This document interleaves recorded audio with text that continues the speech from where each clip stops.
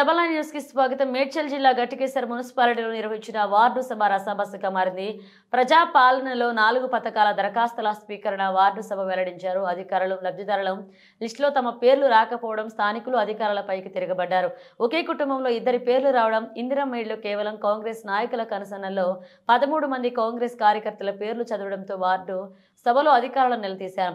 Police బందోబస్తు మధ్య ward సభ నిర్వహించడం రాష్ట్రంలో పాలనా పనితీరు అర్థం చేసుకోవచ్చని బీఆర్ఎస్ నాయకులు గొడవకు దిగారు. పోలీసుల చొరవతో సద్దుమణిగింది గొడవ. గట్టికేసర్ మున్సిపల్ అధికారుల పనితీరుపై స్థానికంగా విమర్శలు వెల్లువెత్తాయి.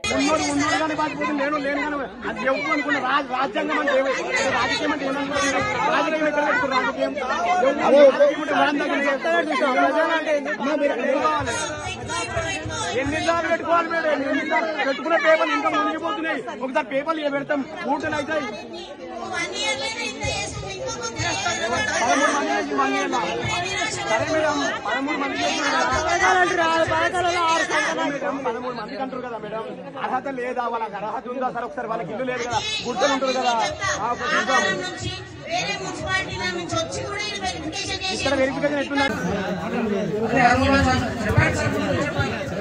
ఇందిరమ్మ ఇళ్లలో 2 విభాగాలు ఉంటాయి. ఒకటి స్థలము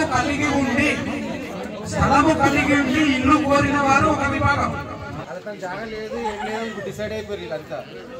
ఏం లేదు కదా.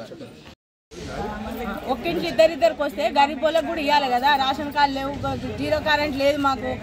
మేము కూడా ఇల్లు అమ్ముకొని కిరాయికి ఉంటున్నాము. మరి మాకు కూడా ఇవ్వాలి కదా. ఒక్కింట్లో ఇద్దరికి వస్తున్నాయి. అంటే ఏం చేస్తుంది? ఇంతమంది 4000 మంది ఓట్లు వేయించుకుంటారు. మా 13 మందికి రేషన్ కార్డులు వచ్చినాయి అంటే మరి మాకు రేషన్ కార్డు లేవు.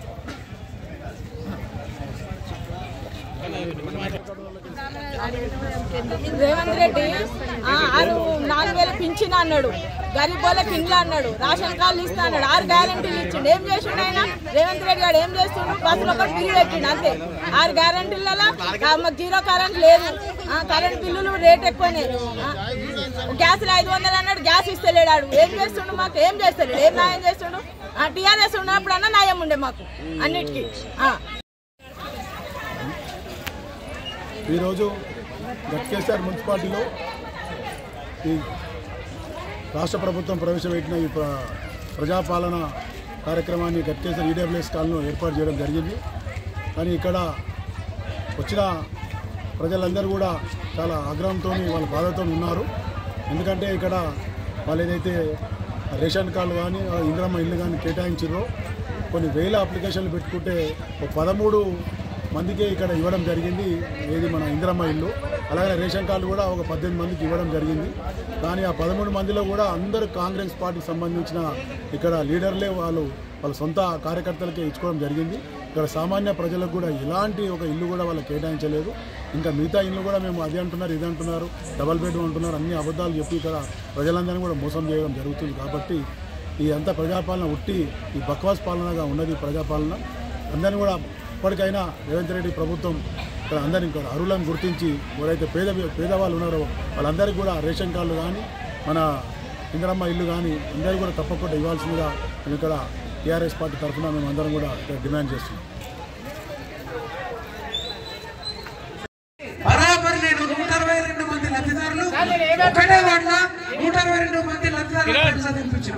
ఒకటే వార్డుల 13 మంది లబ్ధిదారులు చదివించాం. ఒకటే వార్డుల 18 మంది స్థాయి విషయం నేను ఎందుకు చెప్తా? వార్డు సంగతి అంటే చెప్తా. నేను పుట్టి మా నాయనతోటి మన పేర్లు రాసించాం. రసీదు చూపి ప్రజాపాలన రసీదు చూపి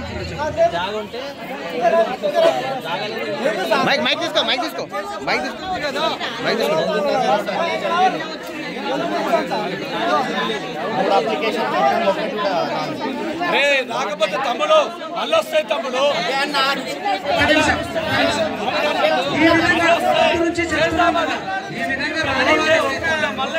ఈ విధంగా అది జీరాక్స్ పెట్టి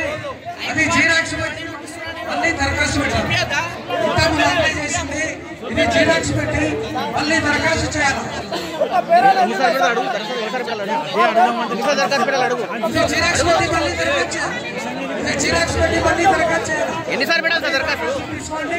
వచ్చింది కదా, ఒక 13 మందికి ఇల్లు వచ్చినాయి కదా, ఇంకొక 18 మందికి రేషన్ కార్డులు వచ్చాయి కదా, మరి మళ్ళీ దరఖాస్తు చేయాలి.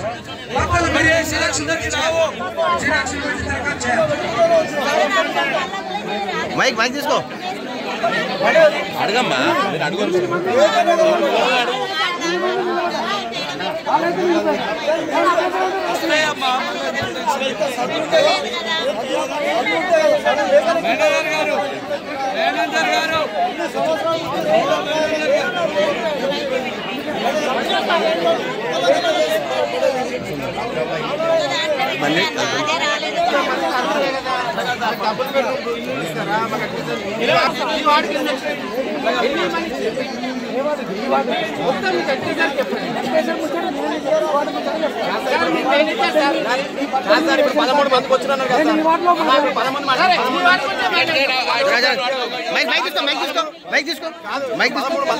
కదా వాళ్ళకి ఇల్లు లేదని చెప్పాను. నేను చెప్తా వాళ్ళకి ఇల్లు లేదని నేను చెప్తా. నేను ప్రజల మీద అడిగాను కదా, ఇక్కడ ఉన్నాను కదా, వాళ్ళకి ఇల్లు లేదని అడిగారు కదా.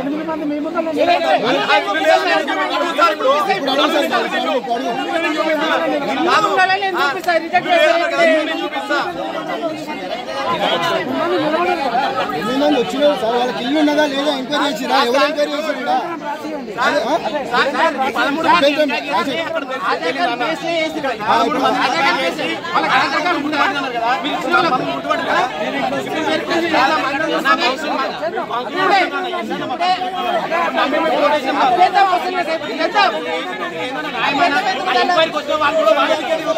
మేమేం చేయాలన్నా వాళ్ళ కోసం ఎవరికి రావాలి? మరి ఆ ఎంక్వైరీ వచ్చినాడు, ఎంక్వైరీ ఇల్లు లేదని అడుగుతున్నాడు. అడగని అడిగినావు కదా, ఇల్లు లేదని అడిగినావు కదా,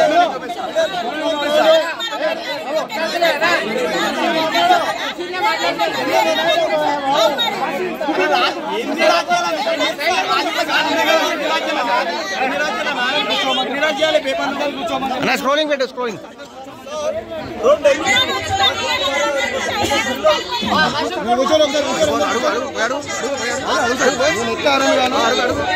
ఎట్లా అడుగు కావండి, అడుగు.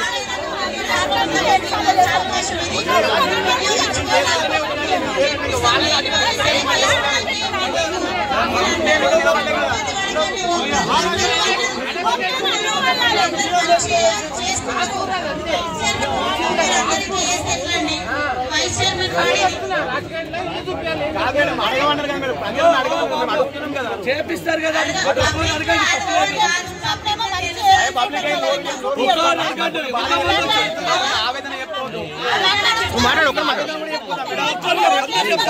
ప్రజాపాలన ఉంది కదా, ఆ ప్రజలమే మాట్లాడుతున్నాం. ఇప్పుడు ఆ ప్రజలమే మాట్లాడుతున్నారు.